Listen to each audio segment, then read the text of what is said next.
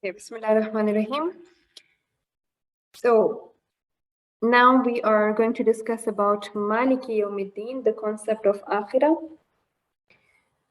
When it comes to our fitrah, we know that it helps us to understand what is right and what is wrong. Allah subhanahu wa ta'ala has given us this sense to understand what is right and what is wrong. And when it comes to Aql, this tells us that the judgment in this world are never equivalent to the effort a person, for example, a person who kills thousands of people only dies once as a punishment.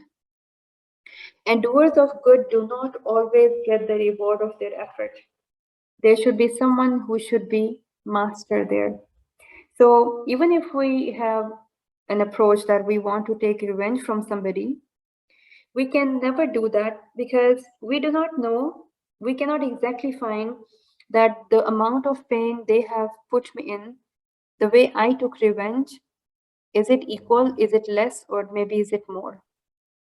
So that is why there is Day of Judgment, that all of these type of revenge or reward will be from our master. So Akal and Fitra stops here because there is no scale, no amount where we can find that a person who has killed 100%, that person is going to just die once. So it is the divine guidance that is going to explain all of this. And as a human being, we are dependent on guidance. And this is what exactly we are asking from Allah subhanahu wa ta'ala in next verse as well. We say, "O Allah, show us the right path."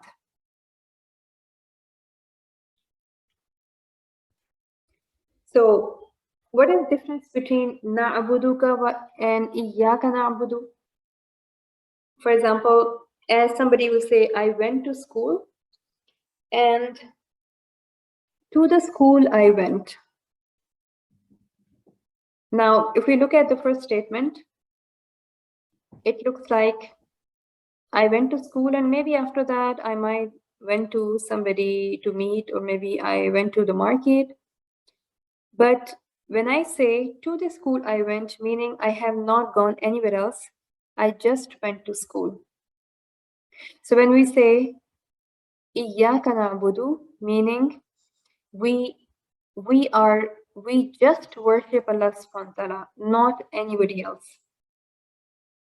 When we say na'buduka, then maybe there are other ilahs, other ilah, God forbid, people they are associating other ilah with Allah subhanahu wa ta'ala. But when we say iyyaka na'budu, only, oh Allah, we only worship you. Like to the school I went, meaning I have not gone anywhere else. I just went to school. Iyyaka na'budu, I only worship you, not anybody else. So when it comes to ibadah, the word abd is basically for slave. So we are slaves of Allah subhanahu wa ta'ala. Now if you imagine a slave, a life of a slave, what does a slave do? What does a slave does? Whatever his or master is going to say. If the command of master is right now to go or to walk, they will walk. If the master is going to command sit down, they will sit down. They will not say, I will sit down when I will be in the mood. You will be like, is this a slave or what? I mean, normally that is the requirement from the slave, right? So we are slaves of Allah subhanahu wa ta'ala. We worship Allah subhanahu wa ta'ala. And when we worship Allah subhanahu wa ta'ala, the sense is like a slave. We have not been given a choice because Allah subhanahu wa ta'ala has mentioned وَمَا خَلَقْتُ الْجِنَّ وَالْإِنسَ إِلَّا لِيَعْبُدُونَ. This is Allah subhanahu wa ta'ala has created us for what? For our ibadah. To know Allah subhanahu wa ta'ala. So we are abd. So when some problems comes to our life, we also have to remind ourselves, I am the abd of Allah. I am the slave of Allah subhanahu wa ta'ala. Yes, I do have a choice to choose what is right and wrong, but my life is totally dependent on Allah subhanahu wa ta'ala. My life has been created and planned by Allah subhanahu wa ta'ala. So when we worship Allah subhanahu wa ta'ala like abd, like a slave, then we can also understand our relationship with Allah subhanahu wa ta'ala as well. That is why we have seen in that hadith as well, as Allah subhanahu wa ta'ala mentioned, that my abd is going to ask anything, he or she is going to get that as well. In na'budu, there is another aspect, that is social aspect of worship. And the social aspect of worship is when we do something within a group, like with a group with number of people who has same mindset, it becomes easy because we all kind of supportive with each other. We give support to each other even if somebody is out of track. So iyyaka na'budu, it's for everybody, we, so that it's not only I'm going to choose something which is good for myself only, but for my fellow being as well, for my family members as well. And in that case, we are not just only helping ourselves, but we are helping others too. So our agreement with Allah subhanahu wa ta'ala is iyyaka na'budu. We only worship you, not only today, not in the past, but in the future as well. We will keep worshiping you, inshallah, till the end of our life. This is our commitment. This is our agreement with our Creator. And the second part of the agreement is iyyaka nasta'in. We will worship you, and we seek guidance and help from you, and not from anybody else. Try to understand the expression iyyaka. Iyyaka is only from you. It's only specifically from you, not from somebody else. This does not mean that we cannot ask people for help, but after Allah subhanahu wa ta'ala.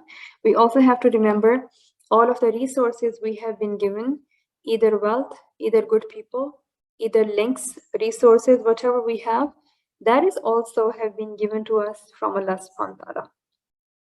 So we seek our help only from Allah subhanahu wa ta'ala, not today, but throughout our life.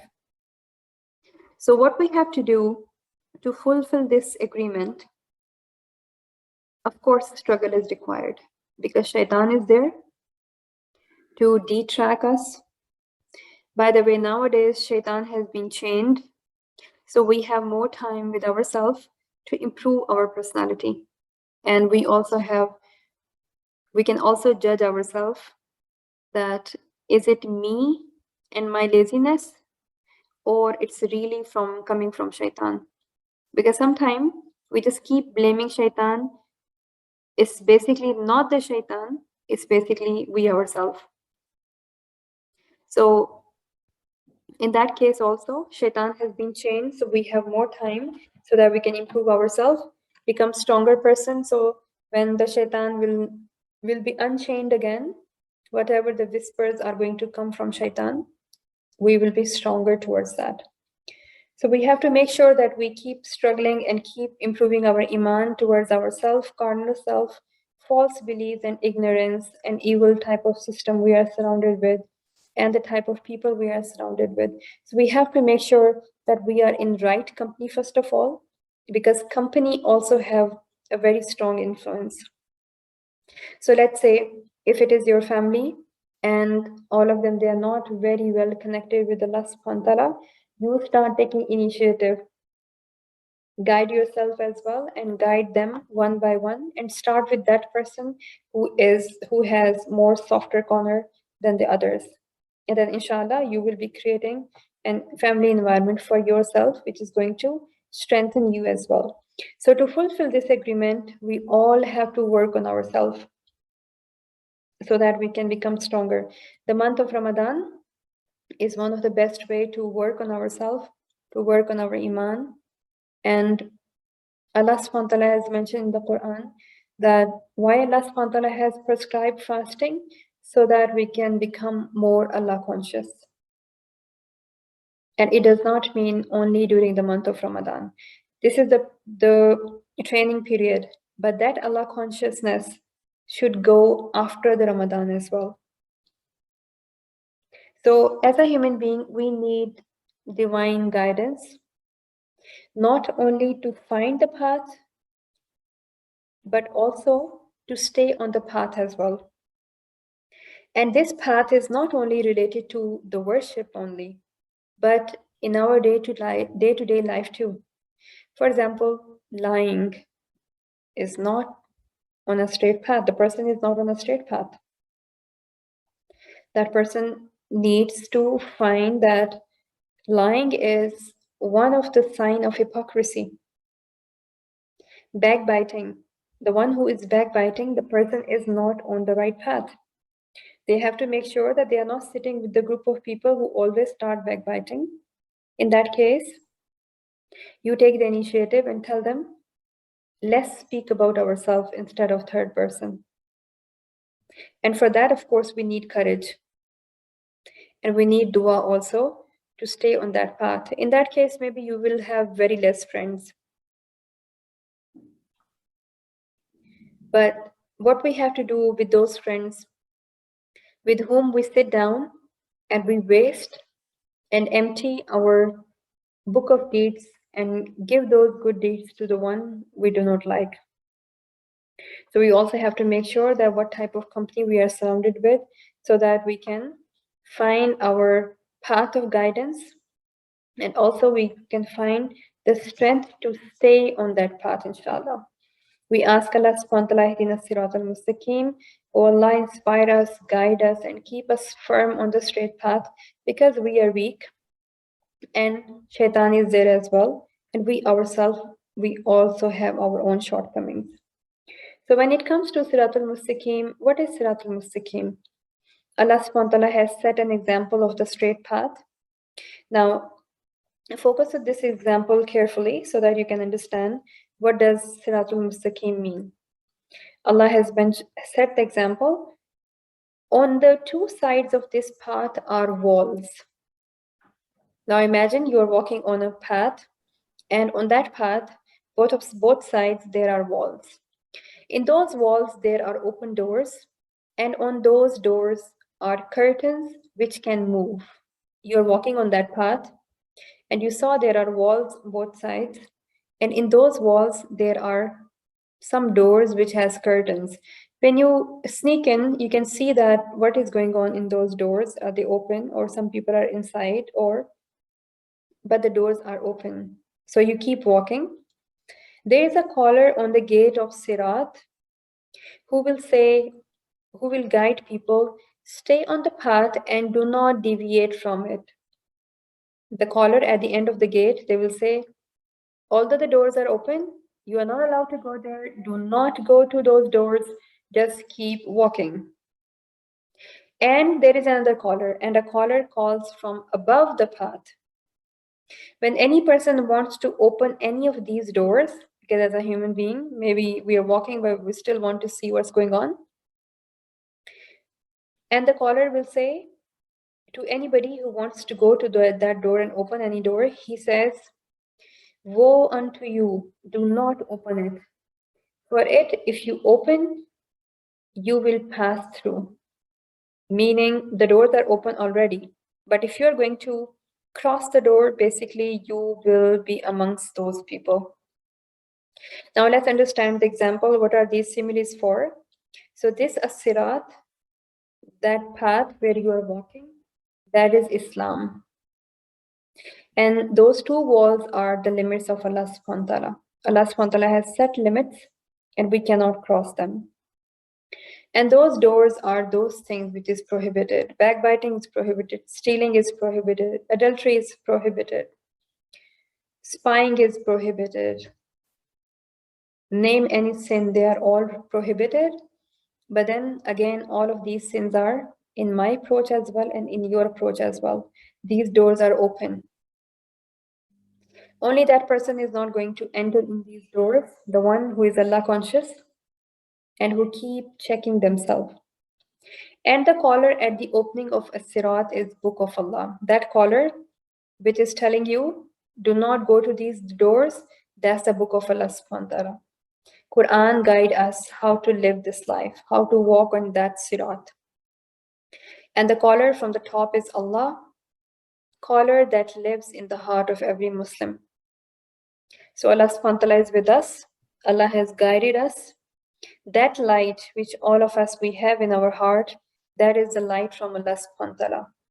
The stronger that light will be, we will not be entering in those doors, and we will keep following the other caller, which is saying that stay on the right path. So at the end, when we say Siratul Lazina Anamta Alayhim, who are those people who are considered as blessed? They are Nabiyyin, they are Siddiqeen, they are Shuhada, they are Salihin. Please make sure your mic is on mute. So when it comes to people who have been blessed, this is the blessed company. So we ask Allah subhanahu wa ta'ala every time in every prayer, oh Allah, give me the company of Anbiya, give me the company of Siddiqeen, the Shuhada and Salihin. وَحَسُنَ أُولَٰئِكَ رَفِيقًا. These are the best friendships. This is the company where we should be. The company of Salihin. The company of those people who are connected with Allah subhanahu wa ta'ala. So we can ask each and every type of ni'mah from Allah subhanahu wa ta'ala, but we also have to make sure that we are asking hidayah from Allah too. What is hidayah? The guidance. So no matter what you are asking from Allah, a good job, long life, or anything, but we have to make sure that we are also focused on our right path, inshallah. And then we also ask from Allah subhanahu wa ta'ala, do not let us amongst those people who are maghdoob or who are dhalin. Who are those people? Maghdoob are those people who know the right thing but did not adhere to it. Like those Jews who knew that Prophet Muhammad ﷺ is the final messenger, but they did not accept it. Likewise, hypocrites, they knew that Prophet Muhammad ﷺ is the messenger, did not accept it. Also, who are dhalin, those are those people who have gone astray because of lack of knowledge. And sometimes even thinking that they are doing good. It also includes those who have created innovations in religion and consider them to be religion. For example, the Rabbaniya and the Christians.